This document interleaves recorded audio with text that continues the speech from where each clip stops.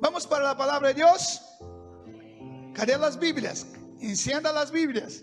Primera carta de Pablo a los Corintios, capítulo 11. Vamos hoy leer un texto conocidísimo, pero casi no es explicado en la iglesia. Vamos a leer el capítulo 11 y a partir del versículo 17.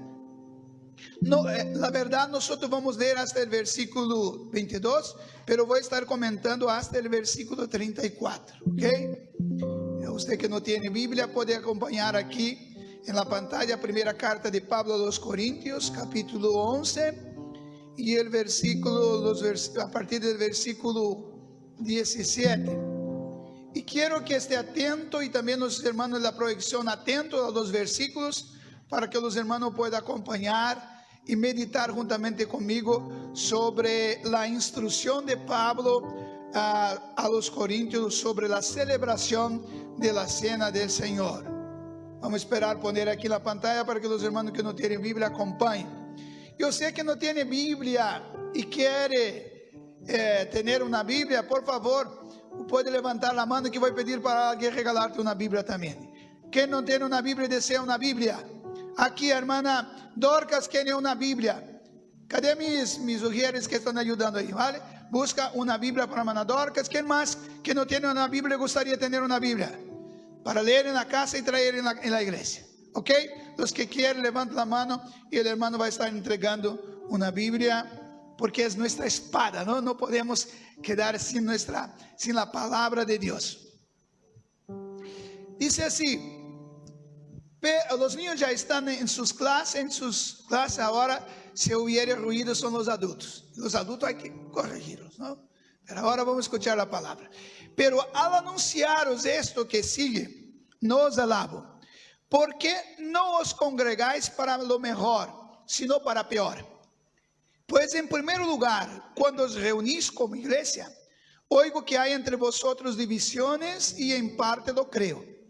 Porque es preciso que entre vosotros haya disensiones, para que se hagan manifiestos entre vosotros los que son aprobados. Cuando pues os reunís vosotros, esto no es comer la cena del Señor, porque al comer, cada uno se adelanta a tomar su propia cena, y uno tiene hambre y otro se embriaga. Pues ¿qué? ¿No tenéis casas en que comáis y bebáis? ¿O menospreciáis la iglesia de Dios y avergonzáis los que no tienen nada? ¿Qué os diré? ¿Os alabaré?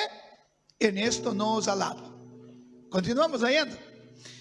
Porque yo recibí del Señor lo que también os he enseñado, que el Señor Jesús, la noche en que fue entregado, tomó pan, y habiendo dado gracias, lo partió y dijo: tomad y comed. Esto es mi cuerpo que por vosotros es partido, haced esto en memoria de mí. Asimismo tomó también la copa, después de haber cenado, diciendo: esta copa es el nuevo pacto en mi sangre. Haced eso todas las veces que bebiereis en memoria de mí. Así pues, todas las veces que comiereis este pan y bebiereis la copa y la muerte del Señor, anunciáis hasta que Él venga. De manera que cualquiera que comiere este pan y bebieres esta copa del Señor indignamente, será culpado del cuerpo y de la sangre del Señor. Por tanto, pruébese cada uno a sí mismo, y coma así este pan y beba esta copa. Porque el que come y bebe indignamente, sin discernir el cuerpo del Señor, juicio come y bebe para sí. Por lo tanto, por lo cual hay muchos enfermos y debilitados entre vosotros, y muchos que duermen.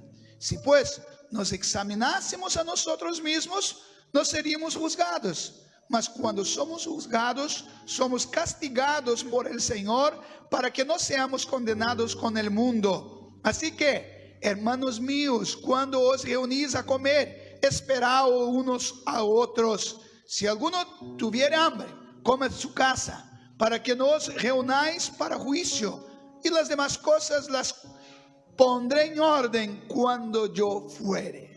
Amén. Es una lectura un poco extensa, pero es la palabra de Dios, y la lectura está aquí para ser leída, ¿no?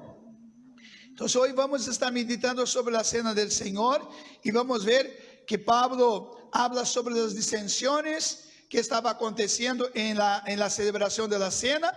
Pablo los reprende por la manera que estaba actuando y también explica las instrucciones que recibió del Señor, cómo debería ser celebrada la cena del Señor. Exhorta para que no vengan a participar indignamente y explica cómo evitar este castigo que trae en consecuencia de participar indignamente y por último hace las últimas correcciones. Pero quiero que entendamos a quién Pablo está escribiendo esta carta. Claro que ya os dije, pero capítulo 1, mis hermanos, capítulo 1 de Corintios y el versículo 1 y 2 nos muestra a quién escribió y a quién enderezó esta carta. Es muy importante que sabemos. Mira lo que dice: Pablo, llamado a ser apóstol de Jesucristo por la voluntad de Dios, y al hermano Sóstenes. Es la introducción de la carta y dice a quién escribe: a la iglesia de Dios. Entonces a creyentes. Y dice exactamente la parte geográfica diciendo que está en Corinto. Si no es suficiente esta información, él continúa acrescentando y diciendo: a los santificados en Cristo Jesús, a los llamados a ser santos, con todos los que en cualquier lugar invocan el nombre de nuestro Señor Jesucristo, Señor de ellos y nuestro. Entonces el mensaje que Pablo escribió fue ¿para quién? Para la iglesia, para creyentes.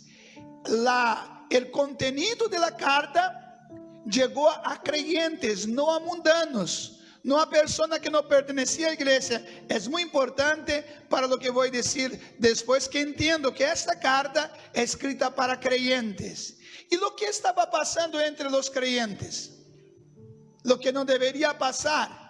El versículo 10 del mismo capítulo va a mostrar que había muchas divisiones. La iglesia estaba dividida. El versículo 10 dice así: os ruego pues, hermanos, por el nombre del Señor Jesucristo, que habléis todos una misma cosa. Quiere decir que uno decía una cosa, otro decía otra. Vamos a evangelizar. No vamos. Vamos a contribuir. No vamos. Y así estaba. Y dice: y que no haya entre vosotros divisiones, sino que estéis perfectamente unidos en una misma mente, en un mismo parecer. Hermana Ney, en la introducción del culto, leyó que haya en vosotros el mismo sentir que hubo también en Cristo Jesús, que siendo en forma de Dios, no estimó el ser igual a Dios como cosa a aferrarse, sino que se despojó de sí mismo, tomó forma de siervo, hizo semejante a los hombres, y estando en la condición de hombre, se humilló hasta la muerte y muerte de cruz. Por lo cual Dios lo exaltó hasta lo sumo, Él le dio un nombre que es sobre todo nombre, para que delante del nombre de Jesús se doble todas las rodillas de los que están en los cielos, en la tierra y bajo la tierra, y toda lengua confiese que Jesucristo es el Señor, para la gloria de Dios Padre. Entonces, había estas divisiones. Ahora, ¿cómo Pablo se enteró de los problemas que estaban aconteciendo en la iglesia de Corinto? ¿Alguien mandó un correo electrónico? ¿Un mensaje? No, una carta. Y el versículo 11 dice así: porque he sido informado acerca de vosotros, hermanos míos, por los de Cloé, que hay entre vosotros contienda. Pablo fundó esa iglesia, fue él el fundador, y después de un tiempo hubo muchos problemas en la iglesia, y alguien de la casa de Cloé, conforme dice la carta, escribió una carta: tengo que notificar a Pablo que está pasando aquí. Entonces escribió una carta y había un montón. Pablo escribió, tuvo que hacer una carta con exactamente 16 capítulos, ¿no? Para poder ayudar a los hermanos de la iglesia de Corinto. Y de entre tantos problemas, él trata sobre el problema de la cena del Señor. Y es lo que vamos a ver aquí, que había disensiones en la celebración de la cena del Señor. Capítulo 11, volvemos al texto, versículo 17 a 19, dijo: pero al anunciar esto que sigo, no os alabo. está dizendo: lo que voy a decir ahora no puedo alabar por vuestro comportamiento, porque no os congregáis para lo mejor, sino para peor. Cuando venimos a la iglesia, venimos para ser mejor, para crecer.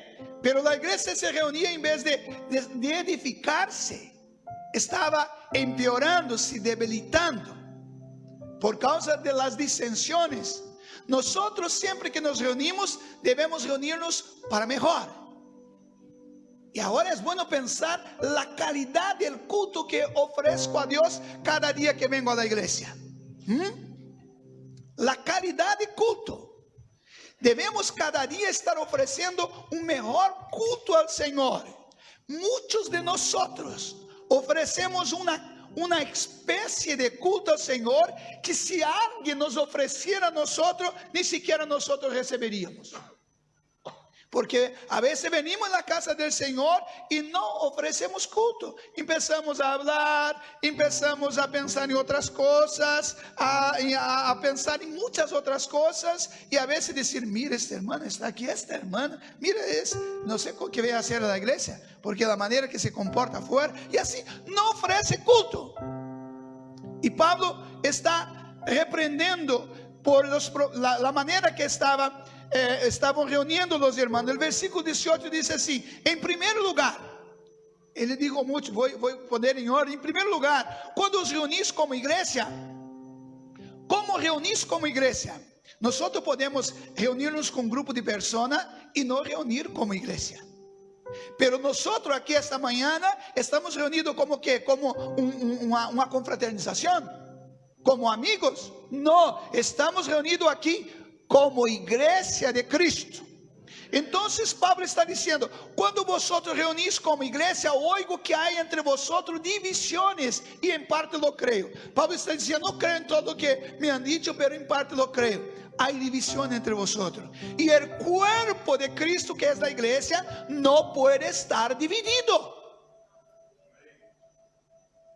No estoy predicando eso, hermano, porque la iglesia está dividida. Gracias a Dios gozamos de una comunión, pero por advertencia, para que permanezcamos unidos. Y si tuviera algún miembro que está queriendo desconectarse, entonces quizás pensando diferente, la palabra del Señor nos orienta esta mañana para que estemos unidos. Y dice el versículo 19: porque es preciso que entre vosotros haya disensiones, para que se haga manifiesto entre vosotros los que son aprobados. A veces las disensiones, las divisiones, no voy a decir que es bueno, pero puede servir para algo, para manifestar quién son los verdaderos creyentes. Porque cuando viene la confusión, por ejemplo, viene algo que nos ofende, si nosotros somos cristianos, es la hora de mostrar quién somos en Cristo y no responder a la misma altura. Nosotros somos personas blandas, que nos gusta de paz. Cuando alguien habla fuerte con nosotros no hablamos más fuerte, porque así se portan los no creyentes. Nosotros debemos intentar calmar. Hay personas que no tienen control de la boca, ¿no? Basta no le gustar que explota con palabras y decimos: Dios está hablando en la boca de esa persona. Solo se otro Dios de ese siglo. Debemos tomar cuidado, porque somos creyentes. Hoy escuchen Santa Cena, ¿vale? Nuestros visitantes que están aquí, no se molesten. Hoy es para hablar fuertemente a cristianos, a creyentes, que el mundo espera o debe esperar que seamos los mejores, que seamos ejemplos, que reunamos aquí para mejor y no para peor. Aquí la iglesia de Corinto estaba para peor. Es bueno pensar que si Pablo escribiera una carta para nuestra iglesia aquí en Getafe, o para usted como iglesia particular, ¿qué contenido iba a tener esta carta? Ahora Pablo comienza a reprender por la manera que estaban actuando en la celebración de la cena del Señor. Los versículos 20 y 22. Pablo comienza ahora. Primero punto, vosotros hay disensiones, hay divisiones, y comienza a decir, comienza a reprender, diciendo así en el versículo 20: ¿cuándo pues os reunís vosotros? Esto no es comer la cena del Señor. Debemos entender, hermano, que la iglesia primitiva, ellos comían, realmente era una comida la cena del Señor. Y en la cena del Señor había el pan y había el vino. Y en este momento, entonces estaban recordando la muerte, el sacrificio de Cristo. Y Pablo está diciendo: vosotros reunís para comer la cena del Señor, pero la realidad, vosotros no es lo que cuando reunís, no es esto, el comer la cena del Señor. ¿Por qué? Y explica: porque al comer, cada uno se adelanta a tomar su propia cena, y uno tiene hambre y otro se embriaga. Entonces Pablo comienza a reprender, porque reunían con propósito equivocado. Reunían con propósito equivocado, para llenar la tripa. Así que dice, o sea, llenar la barriga, ¿no? Aquí parece que dice llenar la tripa, para matar el hambre. No es este el propósito de la cena. Pablo está diciendo. Y también está reprendiendo porque los ricos no compartían con los pobres. Entonces los ricos llevaban la comida, hacían una mesa muy bonita, ¿no? Y las personas que no tenían las mismas condiciones, a veces ni siquiera tenían comida, los ricos se adelantaban y comían. Y el término que Pablo usa es cada uno adelanta a tomar su propia cena, y uno tiene hambre y otro embriaga. Pero no tiene bebida alcohólica, ¿cómo que embriaga aquí? Comer demasiado e embriagarse también es glutonaria, es pecado. Entonces Pablo está reprendiendo, porque ellos no estaban compartiendo la comida con los demás. Si la comida representaba en ese momento el cuerpo y la sangre de Cristo, era para todos participar. También la reunión de la cena, como ya dije, no tiene propósito de matar el hambre. Y con esta actitud ellos despreciaban, ¿quién? Dice el versículo 22, pues ¿qué? ¿No tenéis casa en que comáis y bebáis? En la casa es el lugar de comer. La iglesia no es este propósito. La cena del Señor no tiene este propósito. Porque mientras están celebrando la cena, están también ofreciendo culto al Señor. Entonces no tiene como propósito matar el hambre. Y dice: o menospreciáis la iglesia de Dios. Menospreciáis la iglesia de Dios, y también avergonzáis a los que no tienen. Es así que una iglesia, Pablo está diciendo, debe comportarse, debe reunir para comer la cena del Señor. No, porque están avergonzando. El hermano que tiene menos también hace parte de la iglesia. Y si nosotros no consideramos, estamos menospreciando la iglesia. Porque aquí la palabra iglesia se refiere a este otro grupo de personas que no está siendo beneficiado por el alimento de los ricos. Y Pablo está diciendo: vosotros están menospreciando la iglesia y están avergonzando a los que no tienen. Entonces, vea cómo se comportaban los hermanos. Y Pablo dijo así: ¿qué os diré? ¿Os alabaré? En esto no os alabo. Ahora Pablo empieza a explicar cómo recibió la orientación de cómo debía ser celebrado la cena del Señor. Es verdad que la cena hoy, la iglesia cristiana participa de una manera distinta. Isso foi a passar de los años, hubo tiempo de persecuciones, la iglesia tenía dificultad de reunirse, y ahí fueron disminuyendo. Porque sabe que os cristianos foram acusados de canibalismo. Porque se reuniam escondido e diziam que iam, porque diziam que el pan era el cuerpo, era la carne de Cristo, e la sangre, e el vino era la sangre, então diziam que eram canibales. Y muchas cosas, entonces por eso disminuyó, y hoy só comemos un pedacito para representar el cuerpo y la sangre de Cristo. Pero Pablo dijo así en el versículo 23, él dijo así: porque yo recibí del Señor lo que también os he enseñado. Lo que Pablo está diciendo, todos saben que Pablo no era un apóstol de Jesús en el principio, que fue un perseguidor de Cristo y después se convirtió. Pero no aprendió de los apóstoles. Pablo está diciendo que la enseñanza que ya había transmitido a los corintios sobre la cena, él había recibido del propio Señor. Qué maravilla, ¿no? Nadie me lo enseñó a no ser el propio Cristo. Él no explica cuándo fue, pero afirma que recibió esta enseñanza del propio Señor y dijo, lo que también os he enseñado. ¿Está hablando con quién Pablo, hermanos? A los hermanos de Corintios. Entonces está diciendo, lo que voy a volver a enseñarles, yo os he enseñado. Si vosotros están haciendo de manera equivocada, no es porque son ignorantes al respecto de ese tema. Vosotros ya sabéis, pero tengo que volver a enseñarles. Y así parece que necesitamos muchas veces, ¿no? Ya sabemos, pero necesitamos volver a hablar otra vez. En otra carta Pablo dijo, no me canso de deciros las mismas cosas, porque para vosotros es provecho, ¿no? Entonces veamos aquí. Pablo dijo que recibió del Señor, que ya os había enseñado, y explica el significado. ¿Cuándo que eso pasó? Dijo que el Señor Jesús, la noche que fue entregado, tomó el pan. En la misma noche en que Jesús fue entregado, Él tomó el pan. Probablemente un jueves por la tarde, fue cuando Jesús se sentó en la mesa con los discípulos. Y en este momento es un momento sublime, maravilloso, profético, porque aquí Cristo hace una nueva alianza, un nuevo pacto.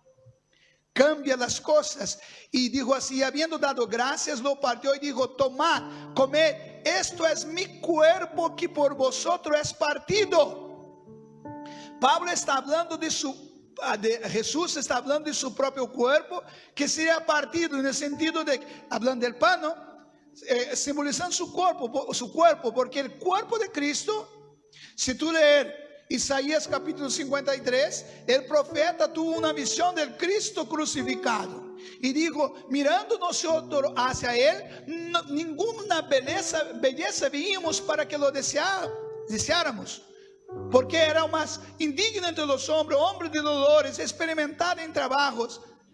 Cristo quedó desfigurado, dilacerado su cuerpo por los golpes que llevó por nuestros pecados. Entonces el de Pablo está diciendo así, recibí del Señor y dijo, esto es mi cuerpo que por vosotros es partido, haced esto en memoria de mí. Es un acto que el Señor quiere que se repita para que no nos olvidemos que Él murió por nosotros. Y continúa diciendo, asimismo tomó también la copa después de haber cenado, diciendo, esta copa es el nuevo pacto en mi sangre. Aquí es importante entender, el nuevo pacto en mi sangre. ¿Qué Jesús estaba diciendo eso? ¿Qué es un pacto? Es un acuerdo que Dios hace con los hombres que sirve como base para que recibamos las bendiciones. Jesús estaba diciendo, voy a hacer un nuevo pacto. Y el pacto es, yo voy a la cruz, entregaré mi cuerpo para ser crucificado, derramaré mi sangre para la remisión, para el perdón de vuestros pecados. Vosotros tendrán el perdón de vuestros pecados a través de lo que yo realizaré en la cruz. Entregaré mi cuerpo y derramaré mi sangre. Es eso que Jesús está diciendo.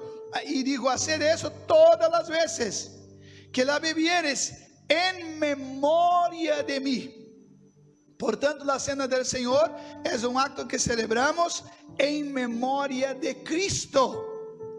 Pero al celebrar la cena del Señor, estamos transmitiendo un mensaje los unos a los otros y también para los incrédulos. ¿Cuál es la predicación que hacemos al participar de la cena del Señor?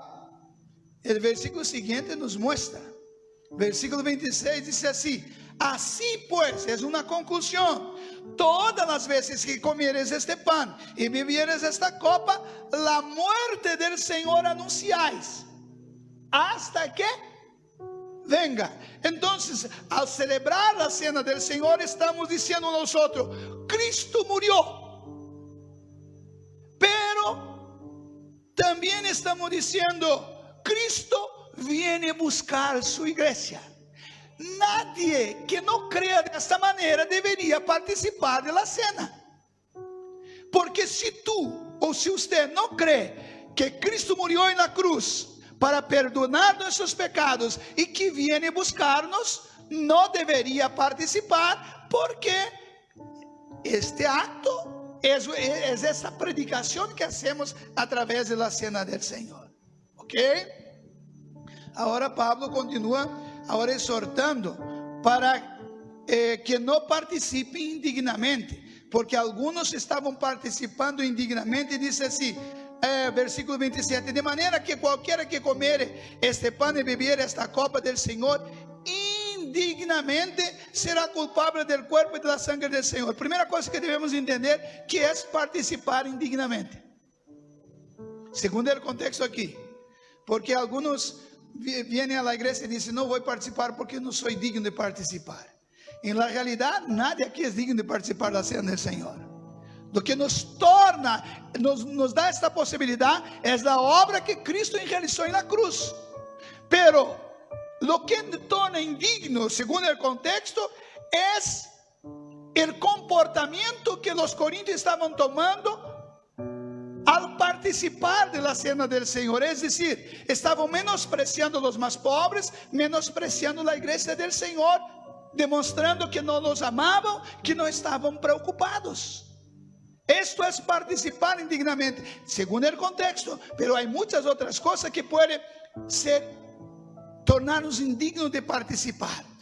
Y Pablo continúa diciendo así: por lo tanto, pruébese a cada uno a sí mismo y coma así de ese pan y beba de esta copa. Quer decir, autoexamine-se a sí mismo y después participe. Quiero abrir un paréntesis para argumentar en contra una idea que dice así: no, todos los que se sienten dignos deben participar de la cena del Señor. Pablo estaba diciendo aquí que el examen es individual, cada uno debe hacer. Por tanto, yo no soy de aquí, no soy de esa iglesia, pero yo no veo nada que me condene. ¿Está correcto eso? No, porque Pablo está hablando ¿a quién? A los creyentes, a los cristianos, a los santos. A esto debe examinarse a sí mismo. Una persona que no hace parte del grupo, este mensaje no es para él. El mensaje para este grupo es: entrega tu vida para Cristo, cree en Cristo como único Salvador y después hará parte de la iglesia de Cristo. ¿Es así que la Biblia enseña o no? Sí, es así que la Biblia enseña. Entonces veamos, continuamos aquí, vamos caminando para el final.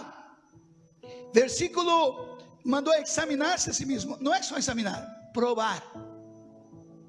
Quando tenho que provar, é mais que mirar, é fazer um tipo de prova para saber se realmente sou digno ou não. O que te hace digno de participar da cena do Senhor, irmão? Não, hoje sou digno porque este mês não he cometido nenhum pecado, verdade? Não, eu sou digno por isso, por isso. Mas é isso que te torna digno, que me torna digno, a não ser reconhecer: sou pecador, pero Cristo murió por mim e perdonou mis pecados. Portanto, não há condenação mais para o que está em Cristo Jesus. A sangre de Jesus me torna digno de participar. Eu creio nisso. ¿Vale? Pero dice el versículo 29, porque el que come y bebe indignamente. ¿Por qué Pablo está preocupado que los hermanos no participen indignamente? Por causa de la consecuencia que trae participar indignamente. E aqui ele começa a dar a razão por que não deve participar indignamente. Porque diz assim: porque el que come e bebe indignamente, sin discernir el cuerpo del Señor, juicio come y bebe para sí. ¿Qué es que Pablo está diciendo? Cuando yo no entiendo o hago poco caso de la obra de Cristo, del significado de que es comer el pan y beber la copa, lo que significa eso, yo estoy comiendo sin discernir y va a venir juicio, quiere decir, dice juicio come y bebe para sí.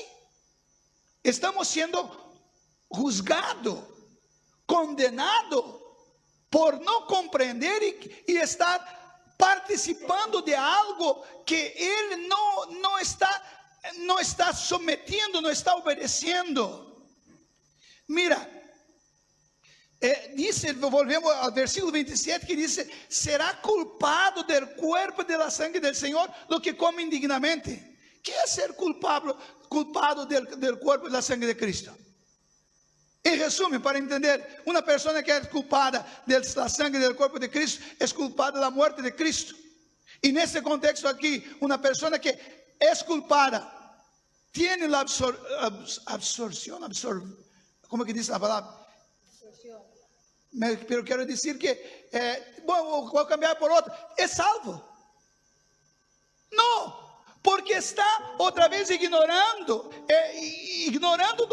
el sacrificio de Cristo y está siendo culpado de la muerte de Cristo porque él vuelve a crucificar a Cristo. Por eso es muy serio lo que Pablo está enseñando. Y el versículo 30 nos muestra la consecuencia de participar de la cena del Señor indignamente. Hermanos, hay muchas iglesias que no se preocupan con eso. Las personas llegan a la iglesia y quien quiere sirve la cena para todos, hasta para niños. No, aquí nosotros no tenemos esa práctica. La cena son para miembros de la iglesia. Los que quieren deben demostrar que es un cristiano. Después debe asumir un compromiso con la iglesia, así como asumió con Cristo, para que participe. Vuelvo a decir, si tú eres un miembro de otra iglesia y viene, está participando con nosotros, podéis participar. Lo que queremos decir con eso es que entendemos la seriedad que es la cena del Señor y no vamos ofreciendo para cualquier una, aunque no los prohibimos. Si estamos entregando la cena, no quedamos diciendo, tú no puedes coger. No, servimos a todos. Pero como pastor, si yo veo que una persona no manifestó su compromiso con Cristo y con la iglesia, continúa participando, es mi deber de llegar y hablar con la persona y decir, mira, veo que participas de la cena del Señor, ¿cómo está tu vida espiritual? Oh pastor, no tiene nada a ver con vida espiritual. Oh mi hermana, aquí en la iglesia yo soy el pastor. Si tú eres una oveja que quiera ser parte de ese rebaño, soy el pastor. Si no quiere, entonces no hace parte de nuestro grupo. Porque hay muchas, mi hermano, no estoy nervioso, estoy hablando, pero estoy diciendo que muchas personas quieren auto-se pastorear. Bueno, si soy una oveja, tengo un pastor. Mi pastor es Cristo. Esta idea es una disculpa diabólica. Porque Cristo pastorea su iglesia a través de ¿quién? ¿A través de quién, hermano? De los pastores. Él dijo, yo os daré pastores para pastorear mi rebaño. Cristo, yo soy de vosotros. Yo soy siervo, no soy mayor que vosotros. Estoy aquí en lugar más alto, pero yo soy menor, porque estoy aquí para servir vosotros. Cristo os ha dado a mí, a ustedes, para servirlos. Cristo, yo soy para servir. Cristo da pastor para la iglesia, mas no da la iglesia para el pastor. La iglesia es de él. Por tanto, los que son de Cristo tienen que tener pastor. Pastor, ¿tú no tienes pastor? Claro que tengo pastor. Pastor sin pastor, solo hay un pastor que no tiene pastor, que es el sumo pastor Jesucristo. Todos los demás, sean miembros o sean pastores, deben tener un pastor. Y yo también tengo un pastor. Y a veces soy pastoreado hasta por vosotros. Las ovejitas a veces ayudan al pastor. Vale, vamos a terminar, si no celebramos la cena, ¿no? Pero mira, es mi manera de hablar. Yo soy fuerte para hablar, hermano. A veces voy a escribir, uso unas palabras muy fuertes. Es mi manera de hablar. Pero queda tranquilo, estoy contento aquí, ¿vale? Estoy con la palabra. Por lo tanto, ahí la conclusión, por lo cual, mira la consecuencia, por lo cual hay muchos Mira 3 consecuencias que trae la persona que ignora y que participa indebidamente o sin discernir, como dice aquí el texto. Dice, hay muchos enfermos. Participar indignamente puede resultar en enfermedades. Pastor, ¿qué tipo de enfermedad? Que no está claro. La mayoría de los comentaristas hablan que literalmente enfermedad. Pero también podemos conectar con enfermedad espiritual. El alma, el ser, el hombre interior también queda enfermo. ¿Te acuerdas, mis hermanos más mayores en el sentido de fe aquí?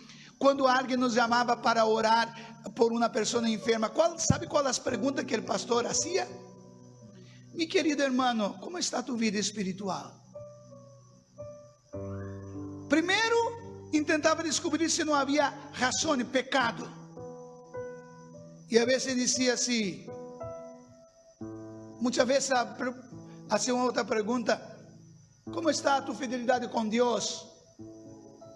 Y después oraba, porque si la persona estaba en pecado, debía antes de orar, para recibir la bendición, había que confesar y pedir perdón por sus pecados, porque a veces la consecuencia, tenemos quitar la razón, ¿por qué está causando el problema? Entonces Pablo está diciendo que puede traer enfermedades y debilitados.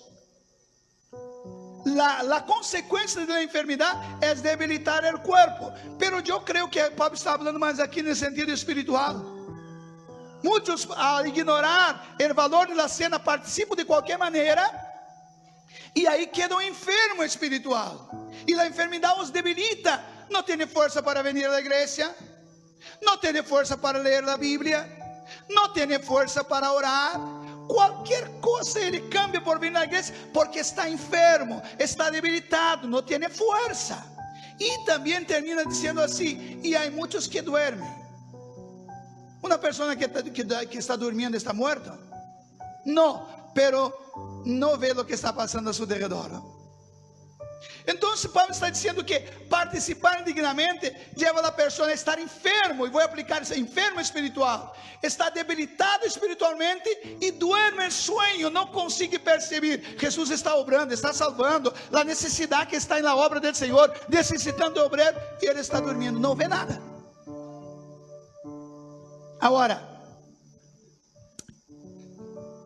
¿cómo evitar este castigo? Y yo termino, déjame ver aquí. ¿Cómo evitar este castigo? Termino, si no voy a retrasar. Autocorrección.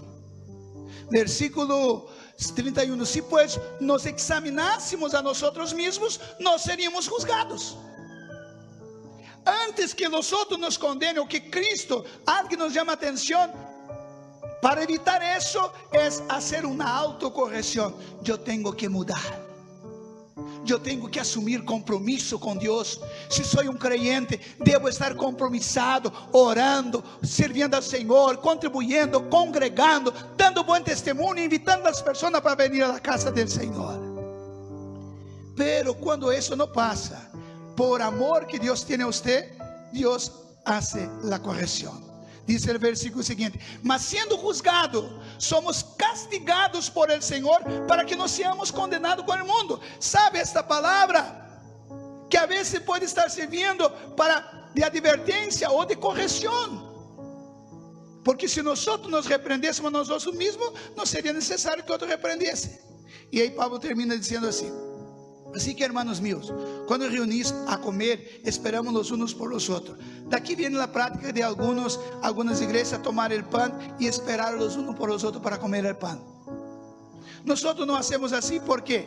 Porque en ese caso tenemos pan para todos y tenemos vino, copa para todos. Por tanto, nadie va a quedar sin.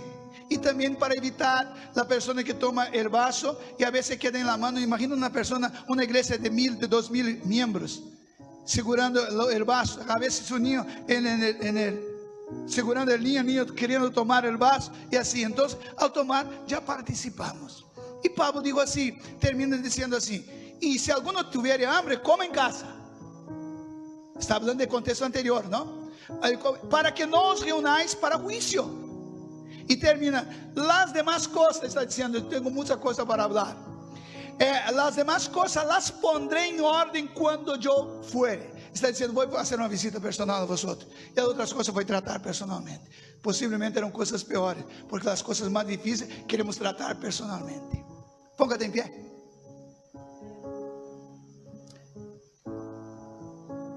Queridos hermanos, el día de la cena del Señor es el día de concierto con Dios.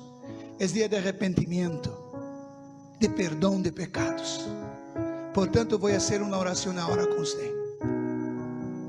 Y si la palabra habló contigo, da gracias a Dios. La palabra me confrontó. Da gracias a Dios. Pastor, esta palabra me dolió escucharla. Es una buena señal. Dios te ama. Porque la Biblia dice que el Señor corrige el hijo que ama. No hay disciplina mayor que el silencio de Dios. Si Dios habla con nosotros, es señal que todavía somos sus hijos. Cierra tus ojos un minuto. Vamos a pedir perdón a Dios, porque muchas veces abandonamos la cena del Señor por cualquier cosa. Dejamos de venir, o venimos a la casa del Señor, ignoramos. Señor, hemos hablado tu santa palabra esta mañana, Señor, y reconocemos nuestros pecados, nuestras fallas. Padre, yo estoy en la posición de predicador, pero yo sé que no soy mejor que tus hijos. Te pedimos que nos perdone, que tu Espíritu Santo no desista de nosotros, insista en hablarnos, en corregirnos, en confrontarnos, en disciplinarnos si necesario fuere, pero que no vengamos a perdernos en este camino. Oh Dios, perdona mis hermanos, perdona sus fallos.